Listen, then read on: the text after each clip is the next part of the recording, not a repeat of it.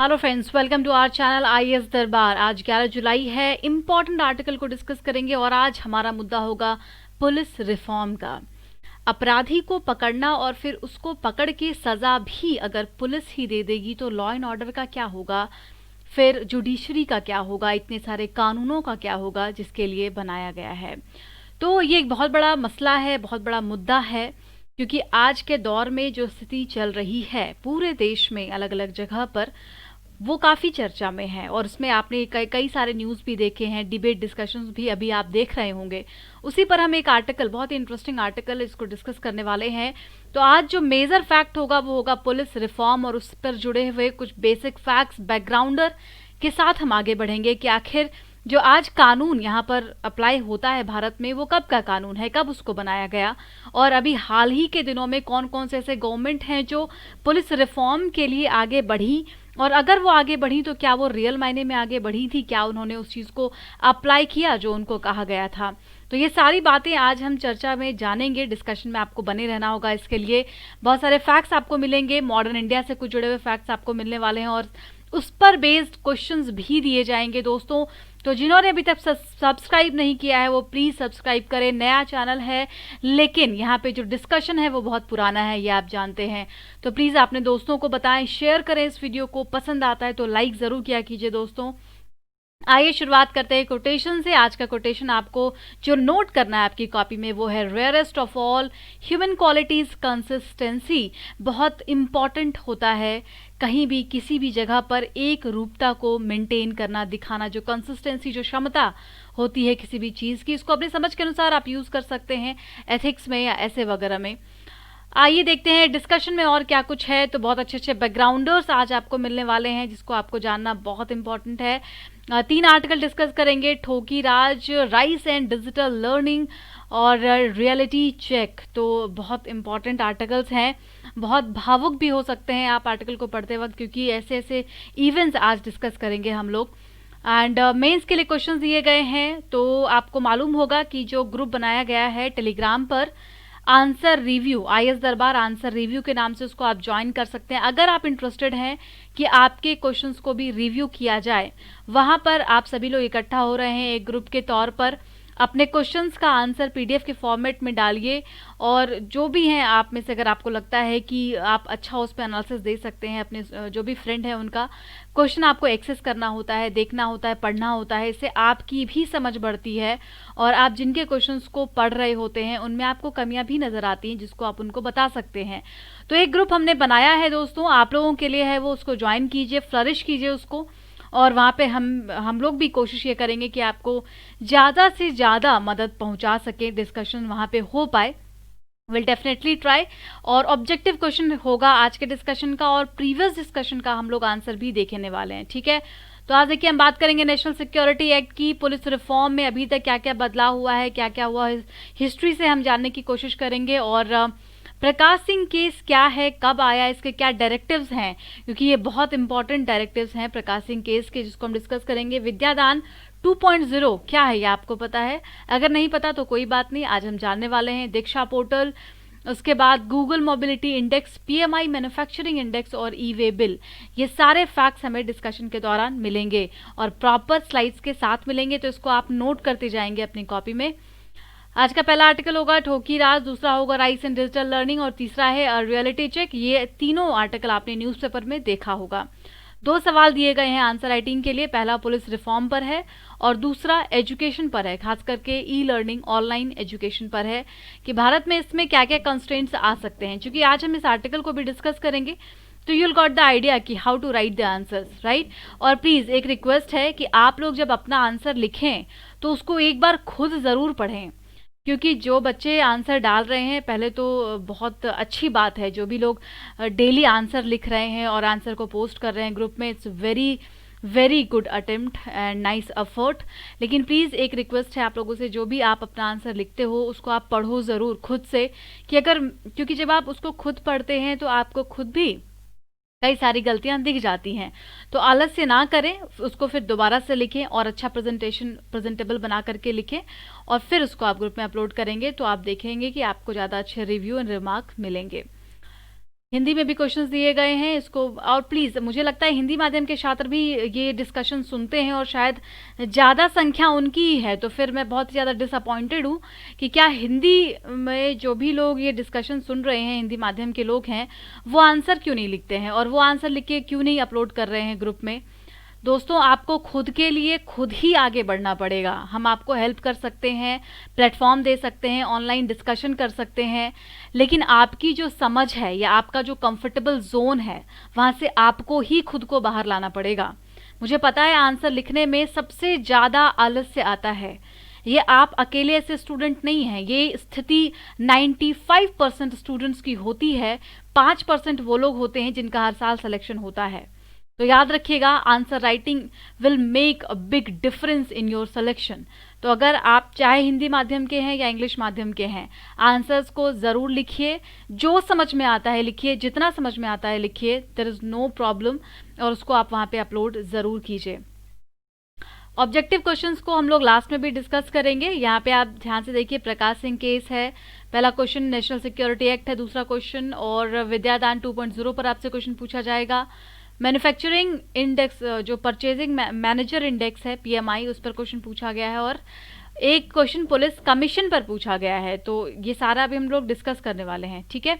ये जानकारी कोचिंग से जुड़ी हुई है, जैसा आपको मालूम है हमारे यहाँ पर प्लेटफॉर्म है, कोचिंग है। ऑफलाइन अभी कोई पॉसिबिलिटीज़ नहीं है कि कब से क्लासेस स्टार्ट होंगे, लेकिन ऑनलाइन जो है वो शुरू हो चुका है। आई मीन अगले भी 21 जुलाई से होगा। जिसको भी ज़रूरत हो ऑनलाइन प्रोग्राम की, क्लासेस की या गाइडेंस प्रोग्राम की, वो 8750069419 पर अप्रोच करके पता कर सकते हैं, डिटेल्स जान सकते हैं। फाइन, सो स्टार्ट करते हैं अब डिस्कशन। बहुत सारी बातें हो गई। आई होप पूरा एक दिमाग में स्ट्रक्चर बन गया होगा आपके कि क्या क्या आज के डिस्कशन में इम्पॉर्टेंट है। तो आई होप कॉपी और पेन लेकर के आप लोग बैठे होंगे। ऐसे ईयरफोन लगा के और लेट करके प्लीज़ डिस्कशन को मत सुनिएगा, क्योंकि बहुत इम्पॉर्टेंट होता है न्यूज़पेपर एनालिसिस। सो आइए स्टार्ट करते हैं। पहला आर्टिकल, कहाँ पर एसोसिएटेड हो जाएगा? ये सिलेबस में 2, 3 और इवन कई जगह से एसोसिएट हो जाएगा, लेकिन हम लोग यहाँ पे इसको 2 एंगल से डिस्कस करेंगे। पहला तो इंटरनल सिक्योरिटी, ऑर्गेनाइज्ड क्राइम जो है उसमें किस तरीके से वो अभी भारत में बढ़ रहा है, ये यहाँ पे आप इसको एसोसिएट कर देंगे। जो रीसेंट इवेंट हुआ है अभी हम उसका जिक्र करने वाले हैं। दूसरा पॉलिटी में भी ये आ जाएगा, रिप्रेजेंटेशन ऑफ पीपल्स एक्ट में आ जाएगा, ठीक है, कि जैसे जो अपराधी अभी जिसका एनकाउंटर किया गया विकास दुबे, उसके कई सारे ताल्लुकात पॉलिटिकल पार्टीज से हैं ऐसा बताया जा रहा है, मतलब थे ऐसा बताया जा रहा है। तो ये जो अब चुनाव होते हैं, जो इलेक्शंस होते हैं, जो विधायक और मंत्री चुने जाते हैं, क्या वहाँ पर भी रिफॉर्म करने की आवश्यकता नहीं है? क्या वहाँ उनकी सच्चाइयों को भी बाहर लाने की आवश्यकता नहीं है? तो ये सारे कई सारे सवाल हैं जो इस अपराध के साथ उठ खड़े हुए हैं और इस पर डिस्कशन शुरू हो गया है, ठीक है। तो internal security as well as GS paper 2 polity से एसोसिएट करेंगे। बैकग्राउंडर में हम सबसे पहले पुलिस कमीशन की बात करने जा रहे हैं। आज 70 साल हो चुके हैं आज़ादी को, लेकिन हमारे यहाँ पर इंडियन पुलिस एक्ट 1861, याद है ना, 1861 में एक्ट और भी आए थे, और उस समय में इंडियन पुलिस एक्ट भी आया था। तब भारत आज़ाद नहीं हुआ था, और वही एक्ट, वही कानून लेकर के हम आज भी घूम रहे हैं। तो पुलिस कमीशन बनाया गया था 1902-3 में, याद रखिएगा, लॉर्ड कर्जन और सर एंड्रयू फ्रेजर के अंडर में पुलिस रिफॉर्म को लेकर के। फिर आगे बढ़ते हैं तो 1902-3 के बाद जो पुलिस रिफॉर्म की बात हुई वो सीधा 1977 में हुई, यानी कि आज़ादी के इतने सालों के बाद हुई। और हुआ क्या, एक कमीशन बनाया गया हमेशा की तरह, नेशनल पुलिस कमीशन, जो कि धर्मवीर इनके अंडर में बनाया गया, और इन्होंने कई सारे रिपोर्ट्स भी दिए, रिकमेंडेशंस भी दिए, including a model police act between the 1979 and 1981। इन्होंने अपना पूरा जो डिटेल था, रिपोर्ट था, रिकमेंडेशंस था, वो दिया, लेकिन इसको पूरी तरीके से इम्प्लीमेंट नहीं किया गया। इट हैज रिमेन्ड अनइम्प्लीमेंटेड, ठीक है। फिर 2005 में फिर सरकार जागती है और एक और कमेटी का गठन होता है। कमेटी का नाम है सोली स्वराज जी, इनके अंडर में ये होम मिनिस्ट्री ने एक कमेटी बिठाई और एक ड्राफ्ट मॉडल पुलिस एक्ट तैयार किया गया 2005 में। ठीक है, आगे बढ़ते हैं। प्रकाश सिंह केस आता है 2005 में, इस तरीके से चीज़ें हुई, मॉडल पुलिस एक्ट बना, लेकिन 2006 का ये जिक्र है जब Prakash Singh versus Union of India case बहुत ही जाना माना और फेमस केस माना जाता है। इसमें 7 डायरेक्टिव्स सुप्रीम कोर्ट ने दिए। 7 डायरेक्टिव्स इसके क्या क्या हैं कि क्या होना चाहिए। जो जजमेंट यहाँ पर दिया सुप्रीम कोर्ट ने प्रकाश सिंह केस में, उसमें क्या इंपॉर्टेंट 7 बातें हैं जो आपको याद रखनी है। और पुलिस रिफॉर्म का जब भी आप जिक्र करें तो वहां पे प्रकाश सिंह केस का जिक्र जरूर होना चाहिए, अदरवाइज आपका आंसर अधूरा होगा, याद रखिएगा। So constitute a state security commission SSC बनाने की बात की गई। दूसरा, डीजीपी का जो ट्रांसफर होता है, जल्दी जल्दी पता चला कहीं पर कोई केस ऐसे हो गया है तो वहां से फटाफट डीजीपी को दूसरी जगह पर ट्रांसफर कर दिया जाता है। तो इस कंसर्न को देखते हुए इनके अपॉइंटमेंट को यहाँ पर मिनिमम टेन्योर 2 ईयर का किया गया कि आप 2 साल से पहले ट्रांसफर नहीं कर सकते। दूसरा, ट्रांसपेरेंट मेथड भी आपको अपनाना होगा अपॉइंटमेंट में, ये दूसरा डायरेक्टिव था। तीसरा था, even police officer on operational duty are also provided minimum tenure of 2 year. अगर वहां पर ऐसे कोई वारदात होते हैं, कोई बड़ी घटना होती है जिसका कि वहां पे जांच चल रहा है, ऑपरेशन चल रहे हैं, उस दौरान जो पुलिस कर्मी भी वहां पर काम कर रहे हैं, ऑफिसर्स हैं, उनको आप ऐसे ही हटा नहीं सकते हैं। 2 साल तक उनका मिनिमम टेन्योर है, उनको वहीं पर रहने दिया जाएगा। अभी आपने कई जगह पर सुना कि 8 पुलिस ऑफिसर्स का तबादला हुआ, इंक्लूडिंग SHOs, और इस तरीके से कई जगह पर आप देखते हैं कि जैसे ही कोई इंपॉर्टेंट केस की छानबीन शुरू होती है तो वहां पर तबादले शुरू हो जाते हैं और वो क्या करते हैं, सारे केस को इधर से उधर पलट के रख देते हैं। तो ये तीसरा डायरेक्टिव था जो कि बहुत इंपॉर्टेंट था। इस तरीके के से 7 डायरेक्टिव्स हैं, इसको आप देख सकते हैं। Police establishment board, police complaint authority, national security commission तक बनाने की बात की गई है इसमें, इस डायरेक्टिव्स में। लेकिन एज यू नो कि अभी भी बहुत इसमें से कुछ भी चीज़ें ऐसी नहीं हैं जो कि इम्प्लीमेंट कर दी गई हों। लगातार इसकी डिमांड चल रही है कि सारी डायरेक्टिव्स को, जितने भी रिफॉर्म्स अभी तक बताए गए हैं, रिकमेंडेशंस हैं, उसको लाया जाए। क्योंकि आज हम आर्टिकल में डिस्कस करने वाले हैं कि no one is willing to do police reform. Why? ऐसा क्यों है? कोई भी गवर्नमेंट आती है तो वो सारे चीज़ें करती हैं, एनकाउंटर्स को बढ़ा देती हैं या फिर अब ट्रांसफ़र शुरू हो जाता है, बहुत सारी चीज़ें होती है, लेकिन no one is willing to change the policing system, no one is willing to change the police reform, I mean do the police reform. ऐसा क्यों है? यही आज के आर्टिकल का मेन मुद्दा है जिसको हम डिस्कस करेंगे। नेशनल सिक्योरिटी एक्ट 1980 क्या बोलता है? ये एक प्रिवेंटिव डिटेंशन लॉ है, याद रखिएगा। इसका मतलब क्या होता है? सिंपल सा मतलब है कि अगर कहीं पर क्राइम होने वाला है फ्यूचर में तो उस पर शक के बिना पर कुछ लोगों को अरेस्ट कर लिया जाता है, ठीक है। और उसके बाद कुछ कानून होते हैं कि आप कब तक अरेस्ट करके रख सकते हैं और ये सारी चीज़ें हैं। तो आर्टिकल 22(4) क्या कहता है? आर्टिकल 22 प्रिवेंटिव डिटेंशन की बात करता है, एज यू नो। तो आर्टिकल 22(3)(b) का कहना है that allow preventive detention and restriction on personal liberty. तो आर्टिकल 22 का 3(b) ये बात कहता है कि आप प्रिवेंटिव डिटेंशन कर सकते हो। अगर आपको किसी पर शक है तो वहां पर उनकी पर्सनल लिबर्टी को रिस्ट्रिक्ट किया जा सकता है और उनको पकड़ा जा सकता है। वहीं आर्टिकल 22(4) क्या कहता है? ये कहता है कि no law providing for preventive detention shall authorise the detention of a person on for a longer period than 3 month. तो 3 महीने से ज़्यादा तक नहीं रखा जा सकता है, ये आर्टिकल 22(4) बताता है। 44th अमेंडमेंट एक्ट में बदलाव किया गया था और 3 महीने से इसको 2 महीने अमेंड करके किया गया कि 2 महीने से ज़्यादा आप नहीं रख सकते हैं। लेकिन प्रैक्टिकलिटी ये है कि आज भी 3 महीने तक रखा जाता है या कहीं उससे भी ज़्यादा रखने की कोशिश की जाती है। तो ये है मामला प्रिवेंटिव डिटेंशन का और ये बहुत न्यूज़ में था। जम्मू एंड कश्मीर के मुद्दे में भी बहुत ज़्यादा न्यूज़ में था, अभी फिर से ये न्यूज़ में है, तो इसको ध्यान में रखेंगे आप। आइए मेन आर्टिकल पर चलते हैं। जैसा आपको मालूम है, विकास दुबे का एनकाउंटर हो गया कल मॉर्निंग में और इसने कई सारे सवालों को उठा दिया है।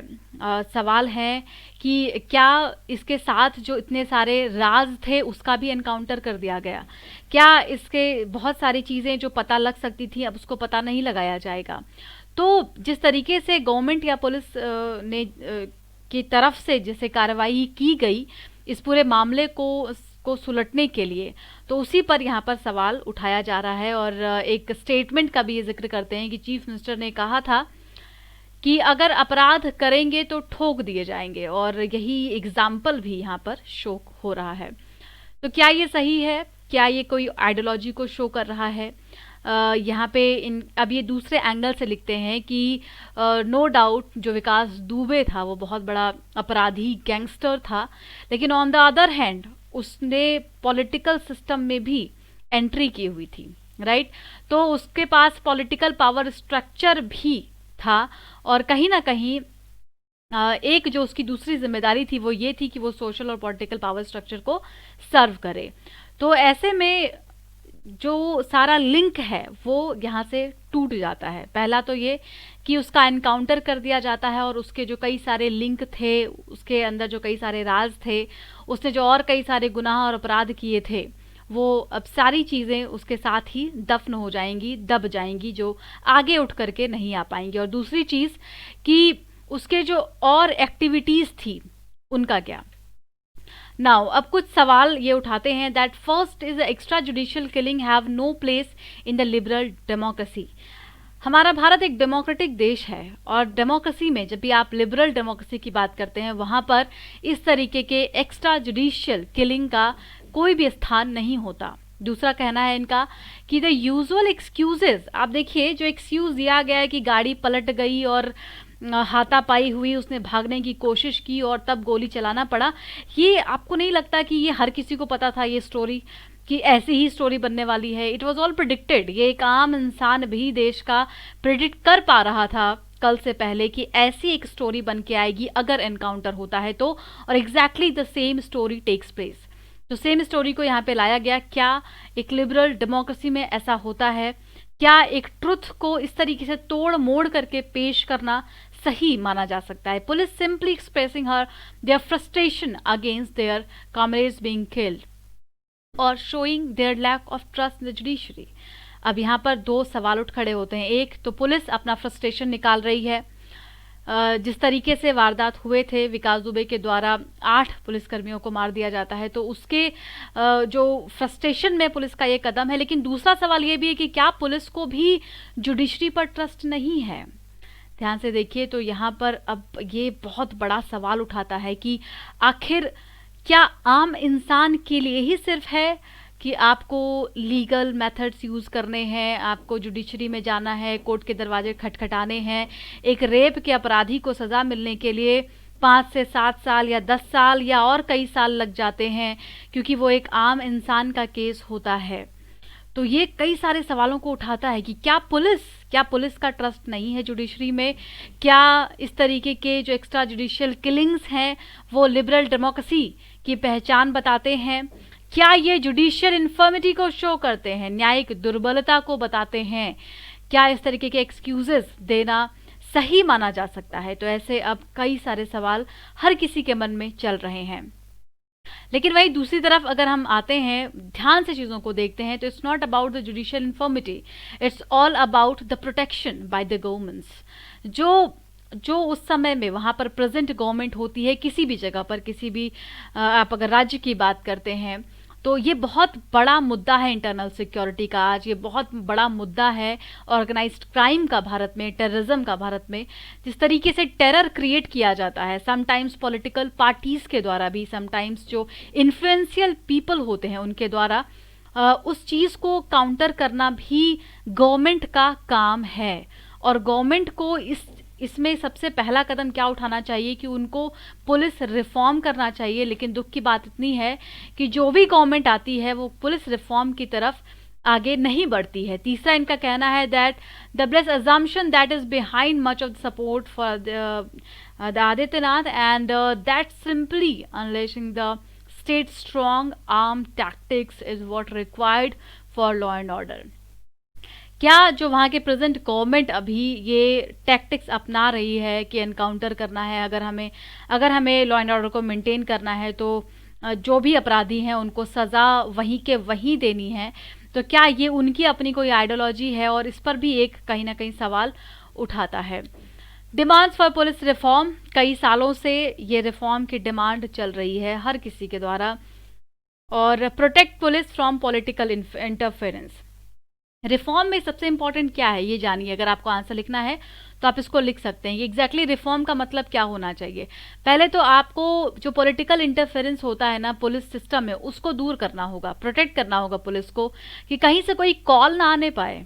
जो चाहे वो जो पुलिस ऑफिसर है वो लोअर रैंक से लेकर के अपर रैंक का है, उनके साथ परेशानी क्या होती है, उनको कॉल्स आती हैं और कॉल आते ही जो सिस्टम है वो बदल जाता है।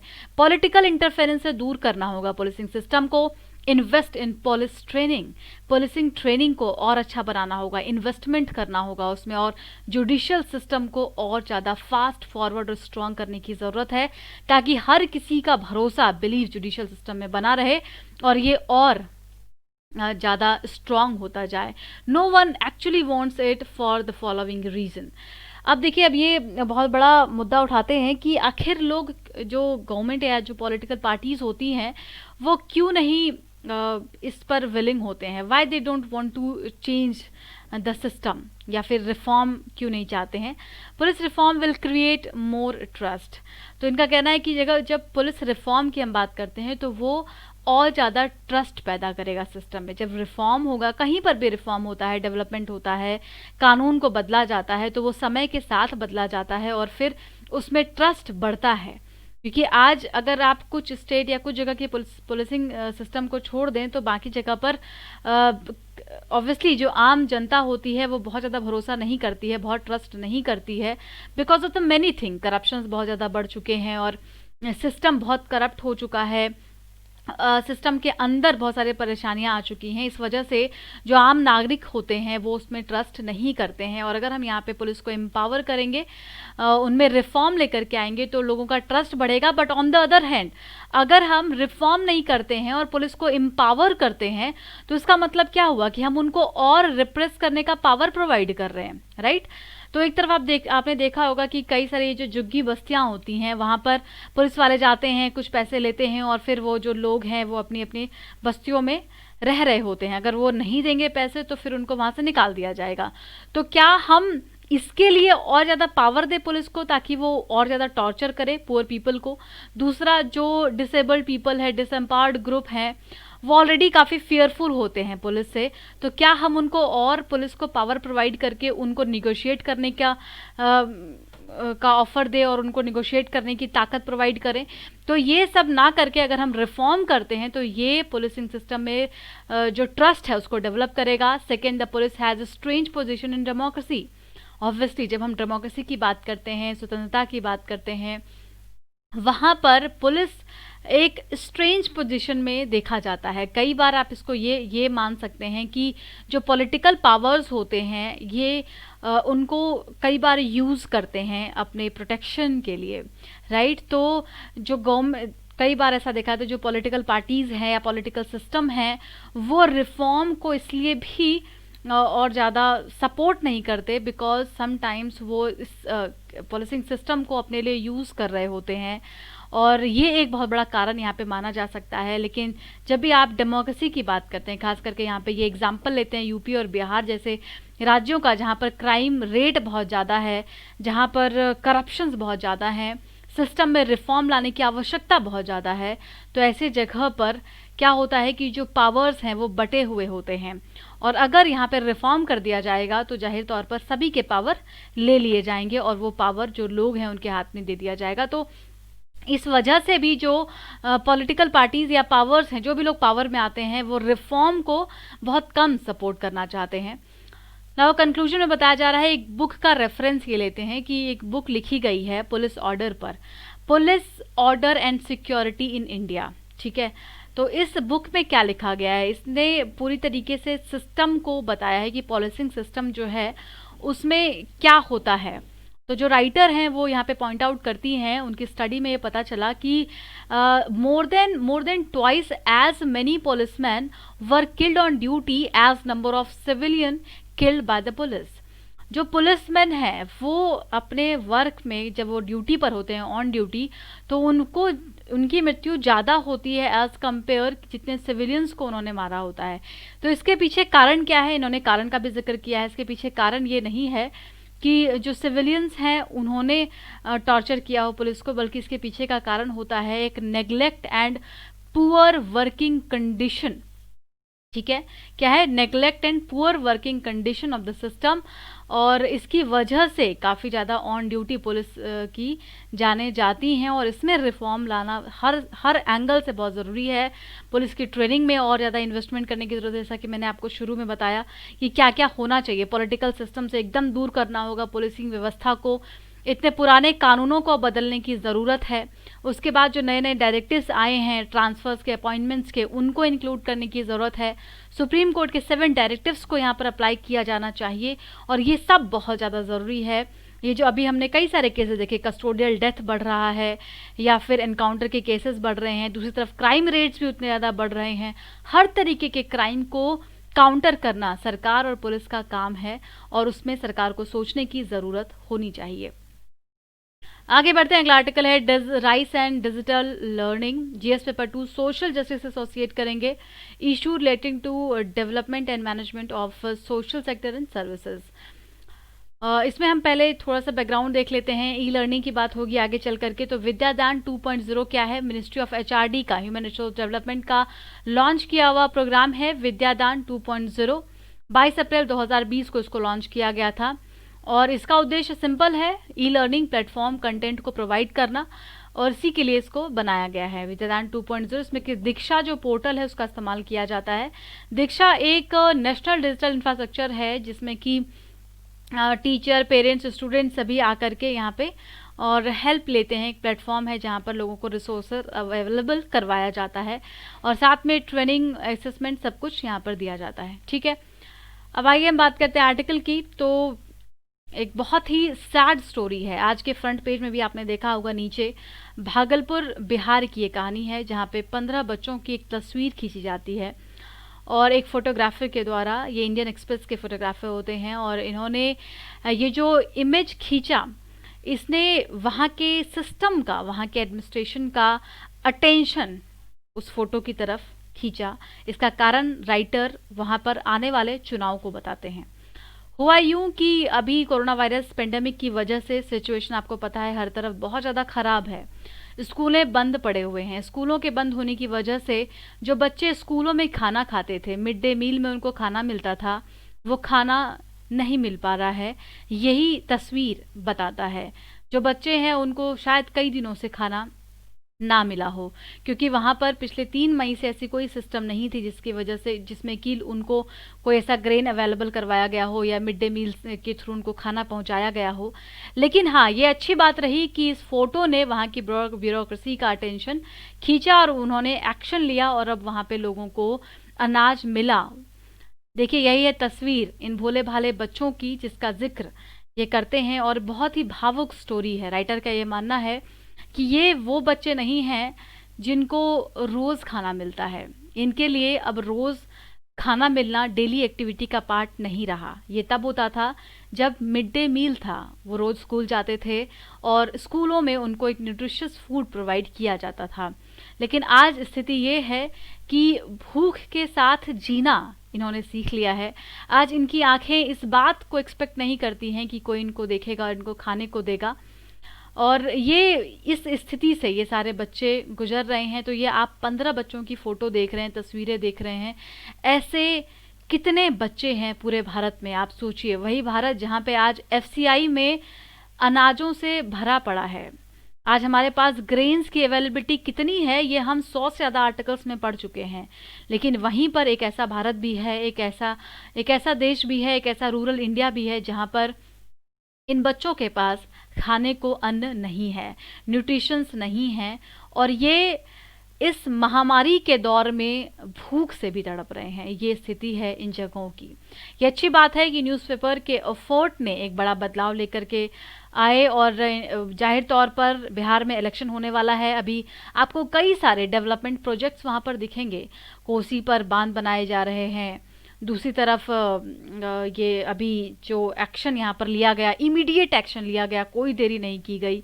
And money and dry ration, तो बहुत पहले जो कदम उठा लेना चाहिए था अब उठाया है वहाँ पर सरकार ने।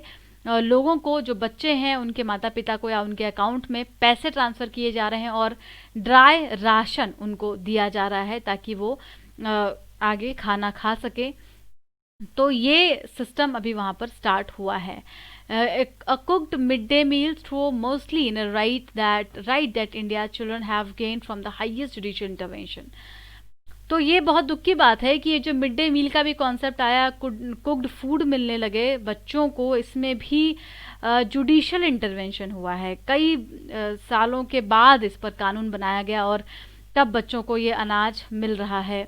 इसमें अभी कोरोना वायरस की जब हम बात करते हैं तो वायरस का इम्पैक्ट शहरों में तो है, लेकिन विलेजेस में उतना ज़्यादा अभी केसेस देखने को नहीं मिले या डिटेक्ट भी नहीं हुआ है। तो ऐसे में वहाँ पर गवर्नमेंट अगर चाहती तो वो मील एटलीस्ट प्रोवाइड करने का प्रोग्राम शुरू कर सकती थी।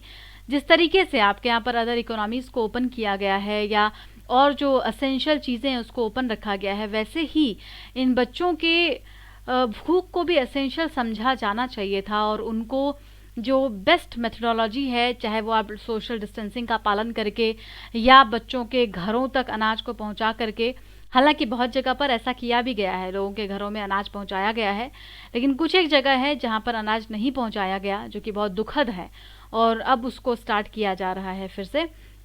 नाउ अब बात करते हैं ऑनलाइन प्लेटफॉर्म की, ऑनलाइन एजुकेशन की। तो आर्टिकल का ये मानना है कि जो स्कूल गवर्नेंस है वो बदल रहा है और सरकार अब लोगों को राइट टू एजुकेशन जो है वो ऑनलाइन मीडियम से प्रोवाइड करना चाहती है। Do you think it is so easy in India? आपको लगता है कि ऑनलाइन एजुकेशन प्रोवाइड करना इतना आसान हो सकता है भारत जैसे देश में जहाँ पर लोगों के पास इतनी बड़ी भुखमरी है? एनुअल सर्वे में क्या बताया गया? Those who conduct them have been crying a lot in the public system of teaching is not effective and कई सारी चीज़ें यहाँ पर चेक की गई ऑनलाइन सिस्टम की, ऑनलाइन टीचिंग की, और ये बताया गया कि सिस्टम ऑनलाइन का जो है बहुत ज़्यादा एफिशिएंट नहीं है। ये कंप्लेंट्स कई जगह से आए हैं क्योंकि दोस्तों टीचर के लिए भी एक नया एक्सपीरियंस है ये ऑनलाइन माध्यम से बच्चों को पढ़ाना। ये काफ़ी न्यू है हर किसी के लिए, लेकिन अगर गांव की बात करें तो वहाँ पे इंटरनेट की सुविधा भी नहीं है, लोगों के पास स्मार्टफोन्स नहीं हैं। तो इस तरीके से कनेक्टिविटी की बहुत बड़ी समस्या है जिसको आज लोग जिससे गुजर रहे हैं। अब डिजिटल प्लेटफॉर्म पर आते हैं, दीक्षा पोर्टल अभी जो मैंने आपको बताया, तो राइटर ने इसको चेक किया। दीक्षा पोर्टल पर जाते हैं, वहाँ पर देखते हैं कि किस तरीके से एक्सेस मिल रहा है ऑनलाइन एजुकेशन का। इन्होंने पाया कि स्पीड इतनी ज़्यादा स्लो है कि इमेज और साइन जिसको कि समझने और पढ़ने के लिए कहा जा रहा था वो इतना स्लो था। जो ई ट्यूटर था, मतलब उसने पूरी तरीके से स्ट्रेसफुल कंडीशन को क्रिएट कर दिया और राइटर को अपना फ़ोन ऑफ करना पड़ा, जो प्लेटफॉर्म था उसको ऑफ करना पड़ा। तो एक ऐसा बच्चा जो पहली बार ऐसे एजुकेशन, ऐसे टीचिंग में आ रहा होगा, उसको कितनी परेशानी और हो सकती है। तो हमारे सिस्टम में जो ऑनलाइन पोर्टल्स बनाए गए हैं, दीक्षा पोर्टल्स हैं या जो ऑनलाइन एजुकेशन के लिए बनाया गया है, उसको एफिशिएंट बनाना बहुत ज़रूरी है, क्योंकि अगर ये एफिशिएंट नहीं हुआ तो इसका फ़ायदा हम बच्चों को नहीं पहुंचा पाएंगे। और जिस तरीके से ये केसेस अभी बिहार में 15 बच्चों का देखने को मिला है, जहां पर बच्चों के पास ना तो राइस है और ना ही मनी, जो कि अब उनको प्रोवाइड किया जा रहा है, जो बहुत पहले ही हो जाना चाहिए। तो पता नहीं कैसे वो ऑनलाइन सिलेबस को पूरी तरीके से सीख पाएंगे। हालांकि यहाँ पर राइटर का कहना है कि धीरे धीरे वो इस ऑनलाइन सिस्टम को भी सीख जाएंगे, इसको भी रटना सीख जाएंगे। बिकॉज आपको बता दें कि करिकुलम में बहुत बदलाव कर दिया गया है, सिलेबस को एकदम शॉर्ट कर दिया गया है और कहीं ना कहीं चीज़ों को रटने जैसा बना दिया गया है। तो खैर इसके बाद और क्या डेवलपमेंट होगा ऑनलाइन एजुकेशन में, ये हम लोग देखेंगे आगे चल करके। अगला आर्टिकल देखते हैं, रियलिटी चेक जीएस पेपर 3 से एसोसिएट करेंगे Indian economy issues relating to the planning. Now PMI, what is purchasing manager index, मैंने आपको पहले भी बताया था, ये एक इंडिकेटर होता है। जो बिजनेस एक्टिविटीज़ होती हैं उसके लिए पीएमआई एक इंडिकेटर की तरह होता है। इससे ये पता लगाया जाता है कि देश की स्थिति किस तरीके की है, सर्विस और मैन्युफैक्चरिंग सेक्टर की, क्योंकि ये दोनों में ही निकाला जाता है पीएमआई, और ये समय समय पर बदलता रहता है, याद रखिएगा। इसको सेपरेटली निकाला जाता है, इसके कई सारे डेरिवेटिव्स होते हैं, इसमें क्वालिटेटिव क्वेश्चंस रखे जाते हैं और सबके आधार पर ये जो इंडेक्स है तैयार किया जाता है। अगला ई वे बिल की बात कर लेते हैं। बहुत पुराना कॉन्सेप्ट है लेकिन क्वेश्चन बन सकता है। तो ई वे बिल अभी चर्चा में है, न्यूज़ में है, क्योंकि इससे जो पैसे आए हैं उसकी संख्या में बढ़ोतरी हुई है जून में, जो कि बहुत कम था पिछले 2 महीने से। ई वे बिल सिस्टम जो है वो टेक्नोलॉजिकल फ्रेमवर्क प्रोवाइड करता है और किस चीज़ के लिए इससे टैक्स लिया जाता है। GST of exceeding 50,000 for sales beyond 10 kilometre, तो ये इसको जीएसटी रिजीम में लाया जाता है। इसके लिए पूरा ई वे बिल का कॉन्सेप्ट लाया गया था, इसमें ई वे बिल नंबर भी जनरेट किया जाता है। तो इम्पॉर्टेंट सिस्टम है, हाल ही में शुरू हुआ है, इसलिए इसको आप जान के रखिएगा। इंट्रोडक्शन में कहा जा रहा है कि इकोनॉमिक एक्टिविटीज़ अब धीरे धीरे अपने रास्ते पर वापस आ रही हैं और ऐसा माना जा रहा है कि हो सकता है कुछ समय के बाद जो हमारी इकोनॉमिक एक्टिविटी एकदम नीचे चली गई थी, इकोनॉमिक क्राइसिस भारत में आ गई थी, वो ठीक होने के आसार दिखाई दे रहे हैं। ठीक है, तो ये अब कैसे कह रहे हैं उसका कुछ डाटा एंड फैक्ट्स देख लेते हैं। देखिए, जीएसटी कलेक्शन जो कि अप्रैल में 32,300 करोड़ रुपए का हुआ था, ये जून में बढ़ करके 91,000 रुपए पर पहुंच गया। ठीक है, इसके पीछे कारण आपको मालूम है, कई सारी एक्टिविटीज़ स्टार्ट हो गई एंड यहाँ पर ई वे बिल जनरेशन का भी ये जिक्र करते हैं कि इसमें काफ़ी शार्प राइज हुआ है और इस वजह से हो सकता है कि जीएसटी कलेक्शन बढ़ा हो। E way bill generation for intra state movement of goods जो कि जून में 7.9% पर था, जो कि लास्ट ईयर भी सेम था, लेकिन ये 20% तक नीचे चला गया था जब हम इंटर स्टेट कलेक्शन को की बात करें, क्योंकि एक राज्य से दूसरे राज्य में जाने को नहीं दिया जा रहा था अभी वायरस की वजह से। आपको पता होगा धीरे धीरे खैर अब बॉर्डर्स वगैरह ओपन किए जा रहे हैं, तो इसलिए जो कलेक्शंस हैं वो काफ़ी ज़्यादा कम हुए थे। पीएमआई मैन्युफैक्चरिंग इंडेक्स का भी जिक्र करते हैं कि ये भी बढ़ गया है और 47.2 पर पहुंच गया है जून में। ठीक है, और वहीं दूसरी तरफ पावर डिमांड भी बढ़ रही हैं, जो ई टोल कलेक्शंस हैं वो भी बढ़ रहे हैं। सर्विस सेक्टर में भी काम शुरू हुआ है, but through though continuously to fare poorly and suggesting to page recovery. Service sector में उतनी ज़्यादा बढ़ोतरी नहीं हुई है, वहाँ पे भी पुअर कंडीशन ही है, लेकिन हाँ रूरल इंडिया में भी कुछ सुधार हुए हैं, जैसे कि वहाँ पर टू व्हीलर और ट्रैक्टर्स वगैरह का सेल बढ़ा है, क्योंकि खरीफ सोइंग सीज़न आ गया था उस समय में। अभी जो ट्रैक्टर और टू व्हीलर है इसको लोग ज़्यादा खरीद रहे हैं, तो इकोनॉमिक ग्रोथ जो है अब धीरे धीरे पटरी पर आ रही है। कंक्लूजन में कहा जा रहा है कि अनएम्प्लॉयमेंट रेट की अगर हम बात करें तो 23.5% है CMEI के अकॉर्डिंगली, जो हमने डिस्कस किया था, और ये नीचे गया है, अभी जून में 11% पर पहुंच गया है। ठीक है, तो ये नोमुरा का गूगल मोबिलिटी इंडेक्स है, इसने भी सिमिलर ट्रेंड को बताया है कि अनएम्प्लॉयमेंट ज़्यादा था जून से पहले, जो कि जून में कम हो गया है, तो ये एक अच्छी बात है। और अभी भी कई सारी चीज़ों में रिस्ट्रिक्शंस हैं, तो हम प्री कोविड लेवल जो था हम उसके लिए एक्सपेक्ट तो नहीं कर सकते हैं, लेकिन हाँ अभी भी बहुत सारी चीज़ें शुरू हो गई हैं जिसका प्रभाव इकोनॉमी पर देखने को मिल रहा है और ये पॉजिटिव इम्पैक्ट है। अब आइए ऑब्जेक्टिव क्वेश्चंस को देख लेते हैं। आपको बताना है प्रकाश सिंह केस के बारे में 2 स्टेटमेंट यहाँ आपसे पूछे गए हैं। स्टेट सिक्योरिटी कमीशन का जिक्र किया था क्या, और डीजीपी के लिए जो मिनिमम टेन्योर था वो 2 साल का रखा था क्या? अगर आपको याद है तो प्लीज़ बताइए कहाँ पर, कमेंट बॉक्स में इसका सही आंसर क्या होगा। दूसरा सवाल नेशनल सिक्योरिटी एक्ट पर था, ये एक प्रिवेंटिव डिटेंशन लॉ है और 42nd अमेंडमेंट में इसको बदला गया था, मंथ को कम किया गया था। सही आंसर बताना है आपको। विद्यादान 2.0 पर दूसरा सवाल है कि मिनिस्ट्री ऑफ HRD ने इसको लॉन्च किया है और इसका उद्देश्य क्या है। फिर PMI पर आपका चौथा सवाल है और आखिरी सवाल है, पुलिस कमीशन को स्टैब्लिश किया गया था 1902 में, और ये कौन से गवर्नर जनरल के अंडर में थे, इसका आंसर आपको बताना है कमेंट में। ठीक है, और अब हम लोग प्रीवियस डे के क्वेश्चन का आंसर देख लेते हैं। चैंग चेनमो कहाँ पर सिचुएटेड है? ए विच इज़ लद्दाख। जो फिंगर्स है उसी को बोला जाता है पोंगोंग शो लेक में, उसी को चेंगमो बोला जाता है, लद्दाख में है ये, as you know. Pangong show की बात करते हैं, यहाँ पर स्टेटमेंट था लैंडलॉक लेक है, बिल्कुल है।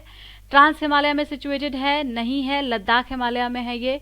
और फ्रेश वाटर लेक है क्या? बिल्कुल नहीं है, ब्रैकिश वाटर लेक है। Only 1 is the right answer. शाक्तेइंग वाइल्ड लाइफ सेंचुरी कहाँ पर है? डी इसका आंसर होगा कि ये भूटान में है, ये रॉन्ग आंसर है, तो भूटान इसका सही आंसर होगा, इंडिया में ये है ही नहीं। क्वाड से जुड़ा हुआ आपसे क्वेश्चन पूछा गया था, क्वाड के दोनों स्टेटमेंट बिल्कुल सही दिए हुए हैं, सी होगा इसका आंसर। और आखिरी सवाल आपसे पूछा गया था ARTEP पर, और इसमें भी दोनों स्टेटमेंट सही दिए हुए हैं, C is the answer. Okay, तो आज के लिए इतना ही। Thank you so much. कैसा लगा डिस्कशन दोस्तों, ज़रूर बताइएगा, कमेंट करके बताइएगा, और लाइक करेंगे तो मुझे वो भी समझ में आता है। और हाँ, जिन्होंने अभी तक ग्रुप ज्वाइन नहीं किया है वो प्लीज़ ग्रुप ज्वाइन कीजिए, आंसर रिव्यू वाला। आंसर्स लिख के डालना आपका उद्देश्य होना चाहिए दोस्तों, सिर्फ ग्रुप में ऐड हो जाना। क्योंकि टेलीग्राम पर आपको बहुत सारी चीज़ें मिलती हैं, यूट्यूब पर आपको बहुत सारे वीडियोस मिलते हैं, आपके पास खुद पढ़ने के लिए किताबें मुझे लगता है 20-25 से ज़्यादा होंगी। लेकिन मुद्दा सिर्फ इतना है कि जो ज़रूरी चीज़ें हैं वो आप कर रहे हैं या नहीं कर रहे हैं। तो please be aware, be prepare, start your preparation in a good manner, in a right direction. Thank you so much, keep studying. अब चलिए सब्सक्राइब कर दिया होगा आपने, अभी तक नहीं किया है तो कर दीजिए, एंड शेयर करना बिल्कुल मत भूलिएगा।